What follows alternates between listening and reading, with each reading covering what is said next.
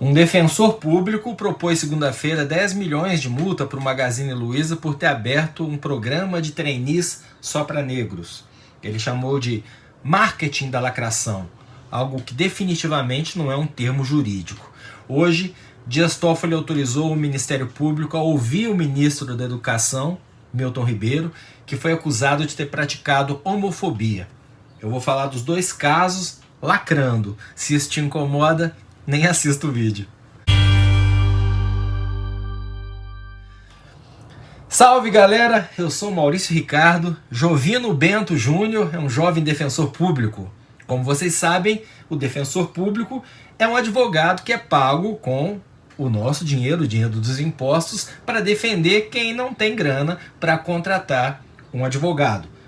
Vamos aos fatos. 75% dos mais pobres são negros. Racismo é crime. Se um negro pobre sofrer racismo e precisar de um advogado, provavelmente será um defensor público.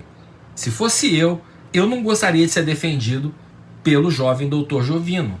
Eu entendo a lógica dele. Eu já vivi experiências traumáticas defendendo cotas raciais porque eu acredito nelas. Porque onde elas foram implantadas, elas deram resultado. Porque no Brasil, elas têm números concretos provando que é um processo, não é um privilégio eterno, para tentar equilibrar os números. Porque vivemos numa sociedade que foi colonizada por europeus. Porque há menos de 150 anos, que historicamente é muito pouco, os negros eram escravos. Porque o racismo existe e a gente vê casos todo dia. Se você está aqui, você sabe disso. No mínimo porque 75% dos mais pobres são negros. Precisa dizer mais alguma coisa? Precisa. Porque quem é contra essa tentativa de equalizar as coisas no país é aquele do discurso da meritocracia, que conta com adeptos negros, inclusive. Gente que se orgulha, e tem que se orgulhar mesmo, de ter conseguido galgar posições sociais sem precisar de políticas afirmativas. Parabéns! Você é uma louvável exceção a uma regra. As oportunidades não são iguais e ponto. Estamos avançando? Apesar dos negacionistas, sim, mas o negro no Brasil continua sendo preterido em muitos empregos. Continua tendo mais dificuldade para alugar casa, conseguir crédito, continua tomando mais batida policial, continua sendo mal atendido em muitos estabelecimentos de luxo. O sucesso do Sérgio Camargo, absurdamente à frente da Fundação Palmares, do Fernando Holliday, ou até do ex-ministro do Supremo Joaquim Barbosa, não vai mudar a realidade. Mas o jovem doutor Jovino acha que o Magazine Luiza está fazendo marketing da lacração. Eu não vi ainda a Luísa Trajano, dona da empresa, no Roda Viva. Eu quero ver. Eu sei que ela tem os argumentos dela e não sei se batem com os meus. Mas eu consigo me imaginar dono de uma empresa grande, olhando em volta no meu escritório gigante, vendo que não tem nenhum negro ou muito poucos e pensando: pô, tá desequilibrado isso aqui. Eu quero mais diversidade. Eu abriria o processo seletivo e na hora da entrevista pensaria negros, sem ter que dar satisfação para ninguém, né, doutor Jovino? Isso acontece todo dia nas empresas. A cor influenciar a escolha, independentemente do que diz a legislação. E fazendo aqui uma curva na questão racial, pode acontecer, inclusive, em benefício de uma pessoa negra. Vocês já viram boutique descolada em shopping? Tem velho atendendo? Não. Tem gente gorda atendendo? Também não. Tem loja que faz questão de contratar gente tatuada e cheia de piercing porque combina com a vibe descolada que ela quer passar. Pode acontecer de uma loja ter uma linda loira no atendimento e procurar uma linda negra para passar essa imagem de diversidade. É marketing da lacração? Não, é marketing. E aqui eu estou falando de venda.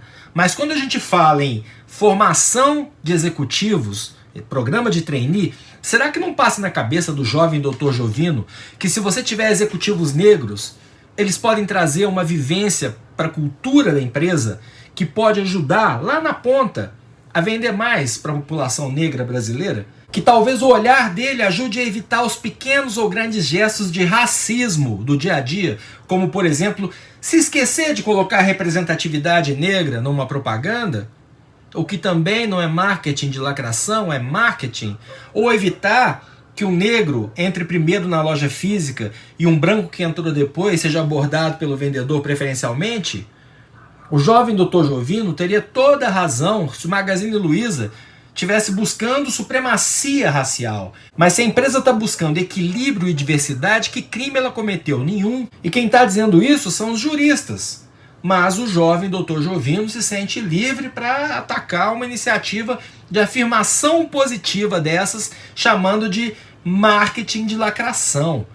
Porque muito provavelmente se influenciou por esse nefasto retrocesso que a gente tem visto no Brasil, que é rotular qualquer defesa das minorias como lacração. Isso é de uma crueldade absurda. É óbvio que existem exageros, é óbvio que existe lacração. Eu vou dar um exemplo que eu vi hoje. Uma moça branca tatuou o continente africano no corpo, dizendo que estava com saudades da África. E aí uma outra moça branca, por coincidência, veio acusá-la de apropriação cultural. Aí a da tatuagem respondeu: peraí, eu morei anos na África, eu tenho saudade mesmo. Acho a África linda. Na minha opinião, patrulhar a paixão de uma pessoa branca que morou na África, pela África, é lacração. Tomar a decisão empresarial de aumentar a diversidade, de forma alguma. Errou, e errou bruto, o jovem doutor Jovino. Como também errou, e errou bruto, o ministro da Educação, Milton Ribeiro, que disse textualmente o seguinte: eu não estou extraindo uma frase solta e tirando do contexto. Acho que o adolescente que muitas vezes opta por andar no caminho do homossexualismo, dois erros. Ismo é sufixo de doença e homossexualidade não é doença. E o jovem não opta por andar nesse caminho. Só uma anta continua achando homossexualidade uma opção. Quem nesse mundo optaria por sentir atração por um determinado gênero? É de uma estupidez abissal.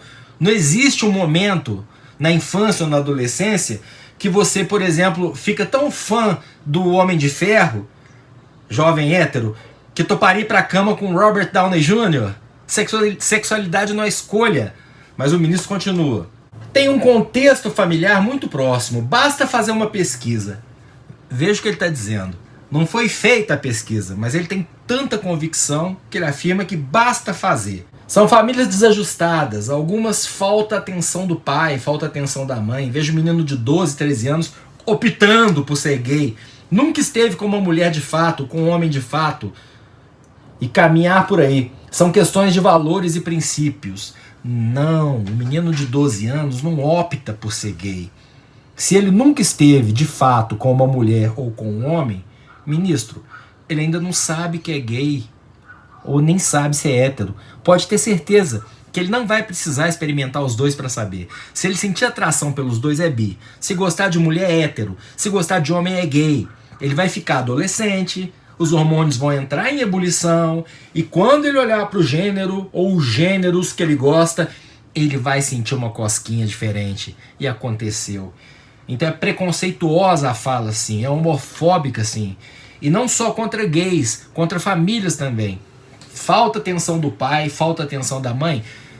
É o que mais tem no Brasil. Você tem 30 milhões de famílias onde o pai nem existe, e outros tantos, muito mais milhões, onde pai e mãe estão se matando de trabalhar para dar pão, saúde, educação, e falta um pouco na atenção por causa disso. Agora olha que curioso, na hora da famosa notinha do eu peço desculpas a quem se sentiu ofendido, porque é sempre a quem, é um sujeito indeterminado, não um pedido de desculpas à sociedade, porque falou merda, é a quem, ou seja, ele não admite o erro da fala, é a interpretação do interlocutor, entende?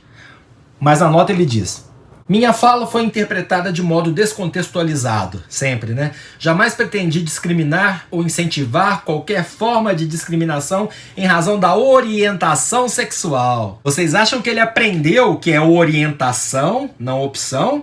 Ou outra pessoa escreveu a nota para livrar a cara dele? Entende por que é importante o Ministério Público ouvir o ministro? Não dá em nada, mas bota pressão. Quanto ao jovem doutor Jovino, a Defensoria Pública da União também escreveu nota dizendo que cada representante atua de forma independente, que como instituição ela apoia ações de inclusão, mas o Magazine Luiza vai ter que se defender, até onde eu sei, da acusação de marketing da lacração, sob a pena de ter que pagar 10 milhões de reais pela heresia de querer oportunizar a mais negros acesso ao seu programa de trainees. Aqui a tristeza é que o doutor Jovino é jovem.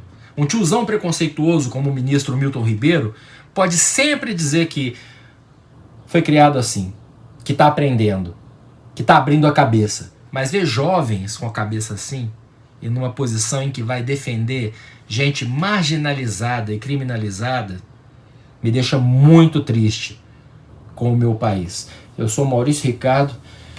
Inscreva-se no meu canal, ative as notificações, dê like ou dislike, torne-se membro para me ajudar a produzir, se você puder.